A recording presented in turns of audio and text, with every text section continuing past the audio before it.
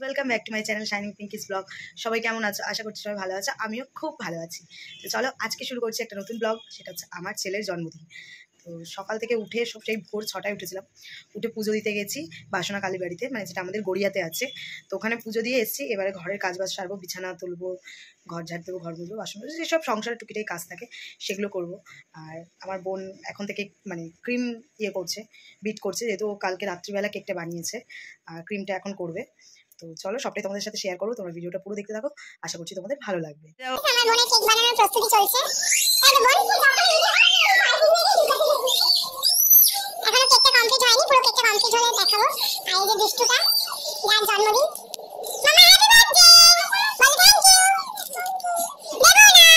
ছেলের ওই 5 রকম ভাজা আর অনেক কিছু খাবার, যেগুলো আমার ছোটো মাসি শাশুড়ি আনছে, তো সেগুলো দেওয়া হবে।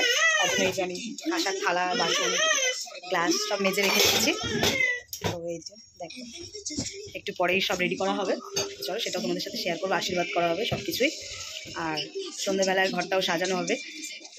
তো গাইস দেখো, মাসি কিন্তু মানে ছেলের খাবার নিয়ে এসছে। তো এতটাই বেলা হয়ে গেছিলো, মাসি ভীষণ সিরিয়াস মুডে আছে, তাড়াতাড়ি খাবারটা বাড়তে হবে, কারণ ওইটুকুনি বাচ্চা এতক্ষণ না খেয়ে আছে।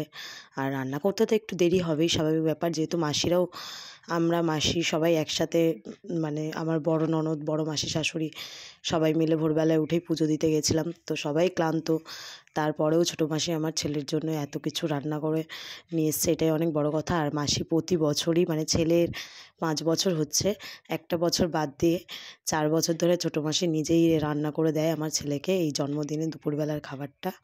আর এই যে আমার বড় ননদ খাবার সাজিয়ে দিচ্ছে, আমার ছেলের বড় পিন্নি। আর এই যে আমার সোনা মাম্মা এসছে দাদার আশীর্বাদ দেখতে। তো তোমরা বলো কমেন্ট করে কেমন সাজানোটা হয়েছে। এটা কিন্তু আমার বড় ননদ সাজিয়েছে, আর আমার মানে শ্বশুর এবারে আশীর্বাদ করছে ছেলেকে।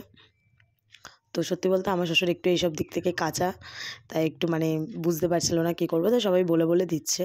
তো যতই মানে আশীর্বাদ করুক, তবুও আমার শ্বশুরমশাই ভুলে যায়, আমিও সত্যি ভুলে যাই যে আশীর্বাদ করতে গেলে কত কী করতে হয়।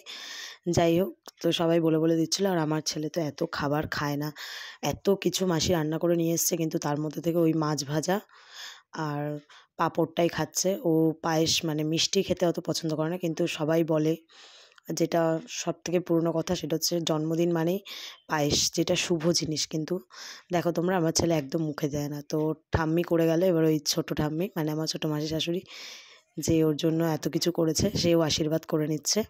তো আমি কিন্তু ভিডিওটা একটু স্পিড করেছি, কারণ বেশি ধীরে সুস্থ হলে সবার একটু বোরিং লাগবে। তো এখানে উলুধ্বনি, শঙ্খ, ফু সবই দিচ্ছিল, কিন্তু আমি ভয়ে, কপিরাইট হওয়ার ভয়ে ভয়েস দিয়ে কথা বলছি। তো এই যে এটা হচ্ছে আমার ছেলের বড় বম্মা, ওর যেহেতু দুটো বম্মা, তো এটা বড় বম্মা, মানে ইনি সবার বড়। তো সেও আশীর্বাদ করছে, সেও খাওয়া ছেড়ে এসেছে ছেলেকে আশীর্বাদ করতে।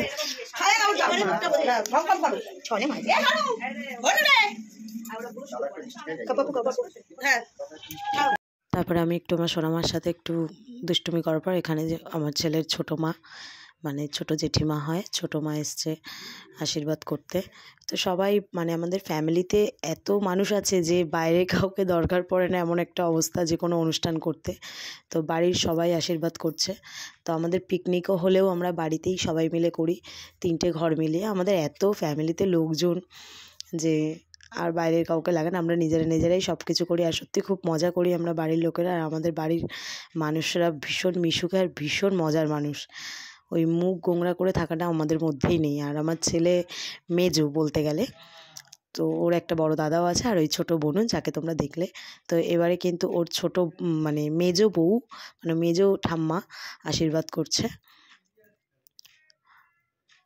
সবার আশীর্বাদ নিয়ে আমার ছেলেটা ভালো থাকুক, সবসময় চাই। তো এবার দেখো, ওর ছোটো বম্মা আশীর্বাদ করছে। আর ছেলেটা এত দুষ্টু যে সবাই ওকে কত কিছু খাওয়াতে চাইছে, কিন্তু খেতেই চাইছে না। এত খাবার কে খাবে? ওর জন্যই সাজানো হয়েছে, একটু একটু করে যদি খাবারগুলো মুখে যায় তাও ভালো লাগে, কিন্তু দুষ্টুমিই ছাড়ছে না। এইবারে আমার পালা, মানে যার জন্মদিন তার মা, মানে আমিও আশীর্বাদ করছি ছেলেকে। তো সবার পরে, যেহেতু বড়রা সবাই আগে আশীর্বাদ করে নেই, তারপর আমি তো মা, আমি তো সারা জীবন আশীর্বাদ করবই, সবাই করবে, কিন্তু বড়রা আগে আশীর্বাদ করার পর তারপর আমি। তো আমার হাতেও আজকে খেতে চাইছিল না, হয়তো ওর খাওয়ার ইচ্ছেটাই ছিল না। তারপরে ওর বড় পিন্নি, সবার লাস্ট বড় পিসিমণি যে হয়, পিন্নি বলে ডাকে ও, তো দেখো এবারে আমি সবার আশীর্বাদ করে চলে যাওয়ার পর আমি ছেলেকে খাওয়াতে বসিয়েছি, কারণ অনেক বেলা হয়ে গেছে, ছেলেটাকে খাওয়াতে হবে। তার মধ্যে একবার ওর ব্লোটিংও হয়ে গেছে, তো পেট পুরো খালি। তো আমি ওকে খাওয়াতে বসিয়েছি। এবার ওকে আমি নিয়ে যাব আমার ঘরে, খাওয়ানো কমপ্লিট হলে তো সব খাবার ওর পিসি খেয়ে নেবে। এত মায়েদের যেহেতু খেতে নেই তাই ওর পিসিই খাবে। আর এই দেখো আমার ছেলের ঘুম পেয়ে গেছে, তো ওকে এবার ঘুম পাড়াবো। আর আমার ঘরে অনেক কাজ, সব জামা কাপড় গোছাতে হবে, কিন্তু ছেলেকে ঘুম পাড়ানোর পরে। তো আজকের ব্লগটা এতটাই। ভালো লাগলে অবশ্যই like, comment, share and subscribe করে দিও। আর পাশে থাকা বেল আইকনটা ক্লিক করে দিও, যাতে আমার ভিডিও সবার আগে তোমাদের কাছে পৌঁছায়। তো চলো টাটা, দেখা হচ্ছে পার্ট 2-তে।